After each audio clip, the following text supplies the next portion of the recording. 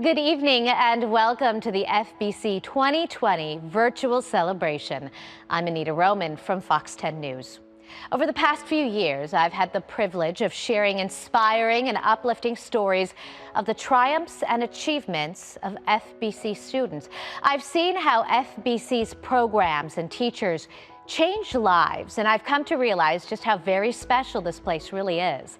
I wish we could all be together in person tonight, but unfortunately COVID threw us a curveball. However, you're in for a treat tonight. You're going to hear 3 stories that define FBC. You'll also learn how they were able to pivot this spring and become a resource not only for their clients and families, but for teachers, students, and families around the entire world. I love that tonight's program is called the FBC 2020 Virtual Celebration. And tonight we celebrate courage. We celebrate determination. We celebrate dedication and so much more. Here's to you, FBC. Thank you, Anita, and welcome everyone. I'm Mark Ashton. I'm the CEO of the Foundation for Blind Children, and I'm the father of a blind student. As Anita mentioned, we have 3 inspiring stories for you tonight that really show you what we do here at the FBC. One of the best ways to see the Foundation for Blind Children is come down and visit. Unfortunately, right now, it's hard to do that with COVID. So we are going to take you on a virtual tour and let you see what we do every day with this short video.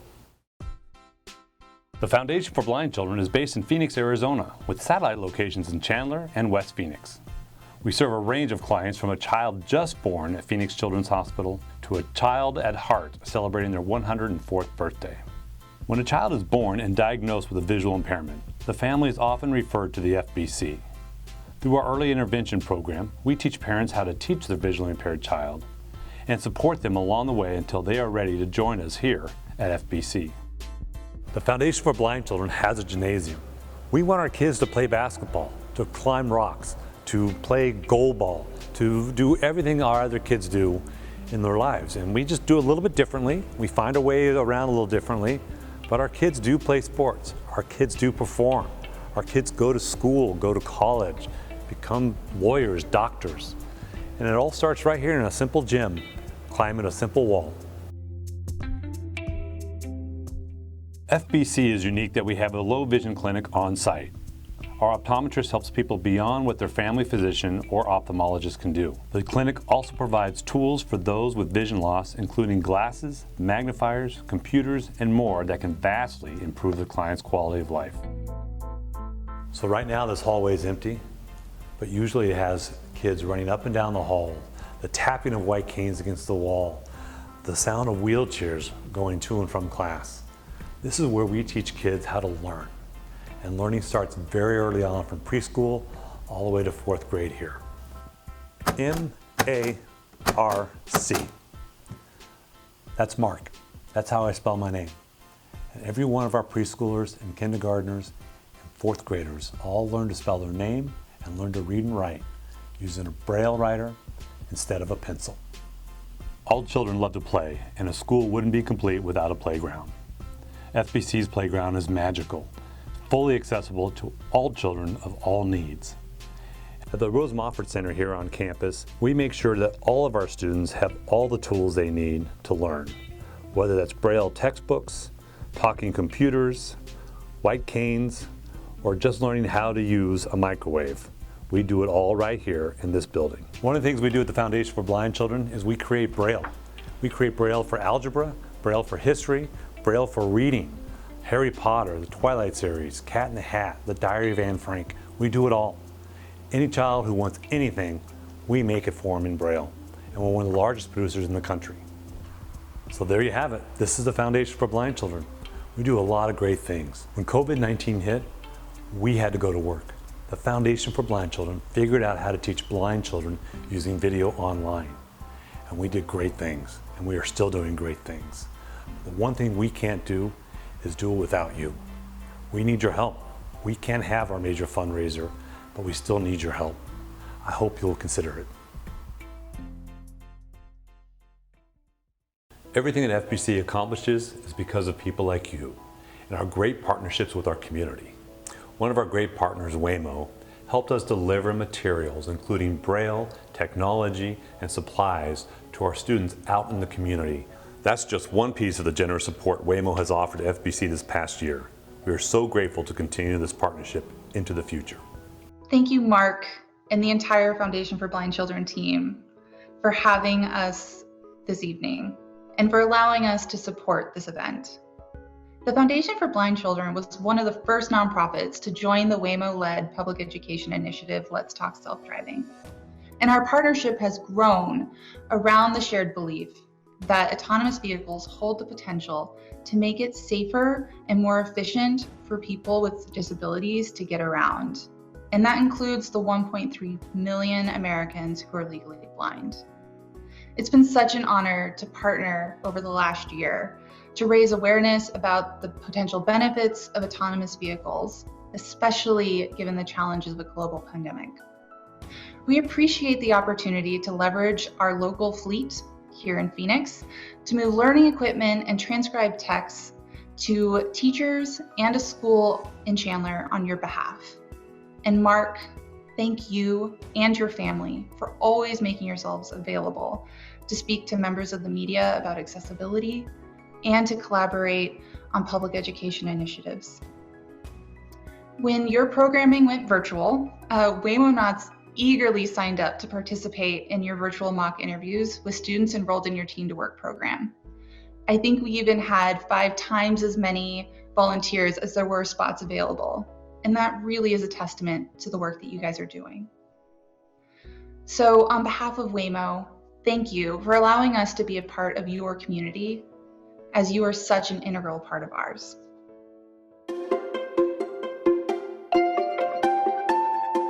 Since 2009, and with over 20 million road-tested miles, Waymo has been building the world's most experienced driver, the Waymo Driver.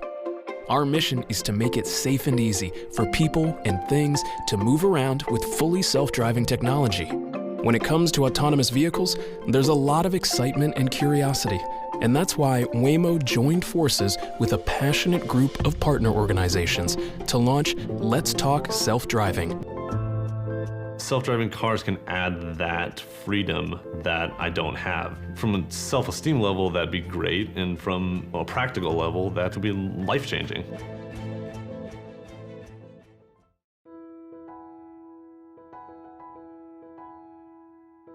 I'm Matt. And I'm Charlotte, and we're an FBC family. Oh, you got it! She was diagnosed with a very rare genetic variant. She's a little magical unicorn. Oh! When I asked kind of what that would look like for her future, you know, what her future would look like, whether she'd walk, talk, they said kind of, Don't really know. Yeah, not totally sure. hope for the best, prepare for the worst. She loves to look at things very close. Very close. I didn't even know there was such thing as a vision therapist. Like, that was kind of new to me. That first time we went and they had the little vision stations and we were in the light up station area. And we were in there and I had never even thought to use light up toys. And she loves them now. And so it was, I don't know how much longer after, maybe several weeks or a month. Yeah, a month. But I remember that first time when I thought I saw her tracking a little bit, and then my parents were taking care of her, and then they noticed maybe she was tracking, and then from there she started tracking. Yeah, it and was a so, huge victory. Yeah, which I look back and what if we never tried that? Shortly after that, maybe a few months after, you were playing with her, and it was the very first time she looked at your face, and she was just like stared at it, and it was so awesome. This whole process has been really hard, but the plus side has been we've really learned to like really appreciate her in every single small little thing she does. You know, we hear other parents like, oh, we're so sick of our kids running around and doing all these awesome things, and we're sitting at home like, we're so thrilled that she did a small thing today. That's who she is, and so we get to just celebrate it more. Mm-hmm.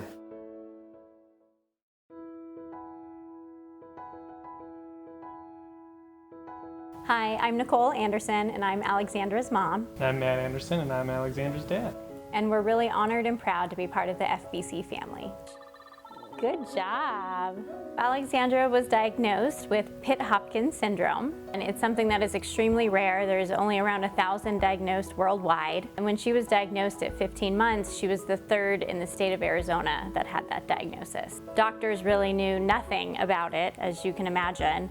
And it was one of those syndromes that you just never, ever in a million years expect to be kind of given to your daughter. Honey, that's so fun. It's oftentimes a very dark and lonely road that we find ourselves on in the special needs community because it's very different than a lot of people are living. If we ever had any questions or needed any support or assistance or someone to fight for us, we turned to FBC, and it was absolutely critical that we utilized FBC and had them in our back pocket, because when it came time to advocating for her placement for preschool and where we ultimately wanted her to be was FBC's preschool program, we were so grateful that we had the support of FBC attending those meetings, advocating on our behalf. Districts feel that they can service every child, and we knew that they couldn't. They didn't have anyone like Alexandra currently in their developmental preschool.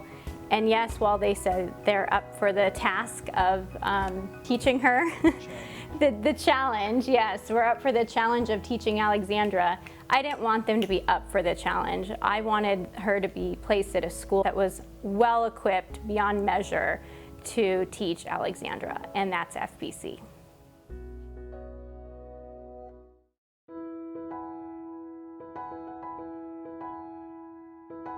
I am a 5th through 8th grade special education teacher. So how many 2s are in 9? 4. Teaching is something that I've always wanted to do since I was younger. I've always loved school, so I didn't let anything stop me from reaching that.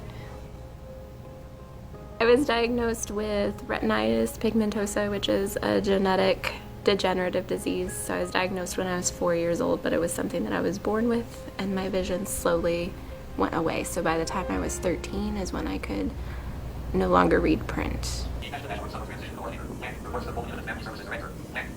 A lot of things are becoming more electronic, which is helpful. So I use different websites online where students can submit work and I can grade, or the computer grades it. I've never really thought of having to overcome my disability. I just thought of ways of how can I do this differently so that I can be successful. The main part of my teaching is getting to know my students and building relationships with them. Some of the things I do might be different, such as instead of students raising their hands, they use buzzers to get my attention, or sometimes I use magnets on my board instead of writing the numbers or the letters so that the students can read them more easily. I have had experiences of teachers thinking that I couldn't be a very good teacher because of being blind. I think that students in my classroom, for the most part, act the same way they do in other classrooms. Students in all classrooms try to not do their work. They may try to think they can get away with something, but I do catch them. Gabriel, don't you drop that? You need to be doing this problem. We're done. Because they make it obvious. So really they're not good at trying to sneak things. But I always check in with them, make sure they're completing their work and know what they're doing. I can tell if they're not on task or if they're talking, or up out of their seat. When I'm working with students, I try to just have them really explain to me what they're writing, and it's good for them because it helps them to explain their thinking process. Try it first. You got it. Okay, 51 divided by 3, go. Knock when you're done.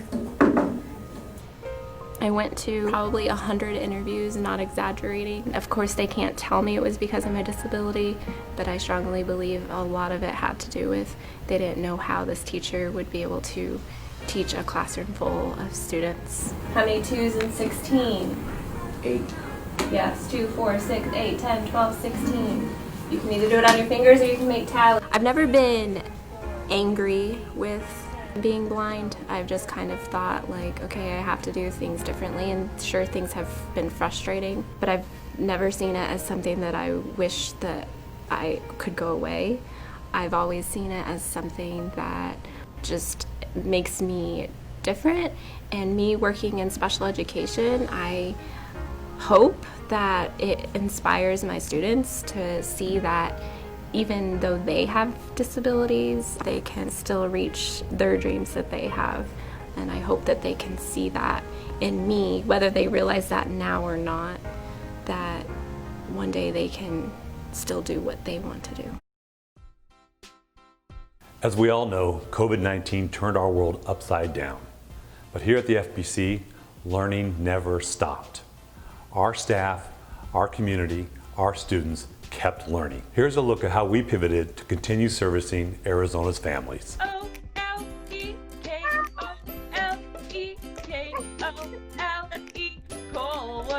My name is Jamie Pacadair. I am the Director of Early Childhood at Foundation for Blind Children. Hi everyone, it's Miss Sherry. I wanted to show you how to have some good clean fun with sensory bags. Hey everybody, this is Alex Fabregat with the Foundation for Blind Children. The sun is out, the birds are chirping, and we're going to be doing some outdoor systematic search bags. Hey guys, this is Melanie Audette with Foundation for Blind Children. So, before we get out and learn our new cane technique, we need our equipment. She was very busy spinning her web. And here's our friend, the kitty cat. I'm glad I was your teacher. I've come to love you so. I can't believe the end is here. I hate to see you go. Hi everyone, and welcome to Foundation for Blind Children's episode of the Insight Talk Show. Today with me, I have Dr. Casey Markowski. Her students call her Miss M.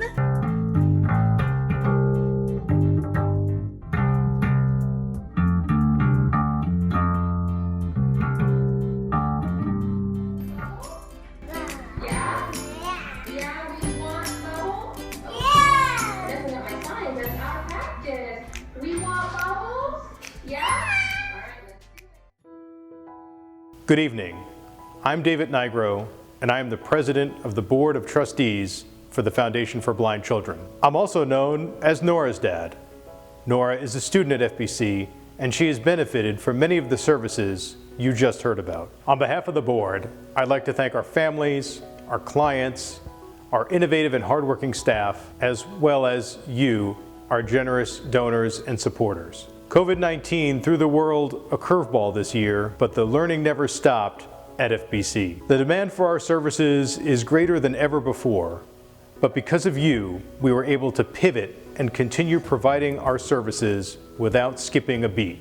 I hope you enjoyed tonight's celebration, but it only scratched the surface of what FBC is all about. With your continued support, our students and our families will continue to prove that vision loss is indeed a diagnosis and not a disability.